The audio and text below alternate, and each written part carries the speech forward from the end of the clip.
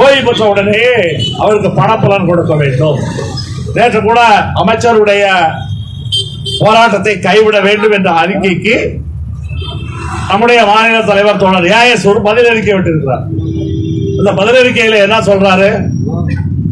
நீங்க 10 மாசத்தை கொடுத்ததை சாதனையாக சொல்றீங்க. 10 மாதத்தை எவ்வளவு நாள் கழிச்சு கொடுத்தீங்க? 25 மாசம் கழிச்சு 2023 ஜூலையிலே ஓய்வு பெற்றவருக்கு 2023 ஜூலையிலே ஓய்வு பெற்றவருக்கு 2025 ஆகஸ்ட்ல கொடுக்குறீங்க. எவ்வளவு நாள் ஆச்சு? 25 மாதம் கழித்து. அந்த அறிக்கையிலே சொல்லியிருந்தார். 25 மாதத்துக்கு முன்னாடி, அதாவது 2023 ஜூலையிலே நான் ரிட்டையர் ஆனேன். ஜூலையில எனக்கு வர வேண்டிய படம் 40 லட்சம் 30 லட்சம். ஒரு தொழிலாளிக்கு 30 லட்சம் வருதுன்னு வச்சுக்கோங்களேன். அந்த பணத்தை 2025 ஜூலையில கொடுத்திருந்தா அன்னைக்கு ஒரு பவுன் தங்கத்துடைய விலை 7,000. எப்போ? 2023 ஒரு கிராம், ஒரு பவுன், ஒரு கிராம் 7,000 ரூபாய். அப்ப எனக்கு 30 லட்சம் ரூபாய் வரணும். 30 லட்சம்னா நான் எத்தனை பவுன் வாங்க முடியும்? 30 லட்சம்னா ஒரு கிராம் 7,000 ரூபாய். என்னால 400 கிராம் வாங்க முடியும். அந்த கட்டத்தில் 50 பவுன் நான் வாங்குவேன். இன்னைக்கு தங்க விலை என்ன? 84. ஒரு கிராம் 10,000 ரூபாய்.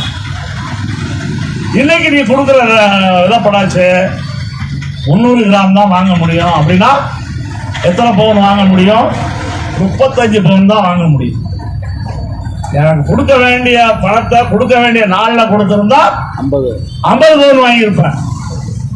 உண்மையிலேயே அந்த ஒரு தொழிலாளி ஓய்வு பெற்று நம்ம பொண்ணுக்கு கல்யாணம் பண்ணலாம், சரி நமக்கு ஒரு 30 லட்சம் ரூபா வருது, நம்ம 50 பவுன் நகையை போட்டு கல்யாணம் பண்ணலாம்னு அவர் எனக்கு பணம் வந்தோடனே கல்யாணம் பண்றேன் 50 பவுன் நகையை போடுறோம்னு பேசி முடிச்சிருந்தாருன்னு வச்சுக்கோங்க.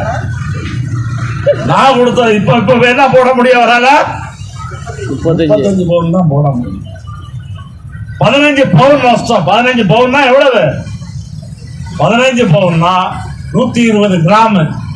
120 கிராம்னா 12 லட்சம் ரூபாய். அன்னைக்கு நீ கொடுத்த பணத்தை வச்சு நான் தான் 12 லட்சம் ரூபாய் எனக்கு இழப்பு. அன்னைக்கு இந்த பணத்துக்கு ஒரு இடத்தை வாங்கி போட்டிருந்தோம்னா ஏதோ அமைச்சர் பெருசா கொடுத்தது மாதிரி சாதனை மாதிரி சொல்றாரு.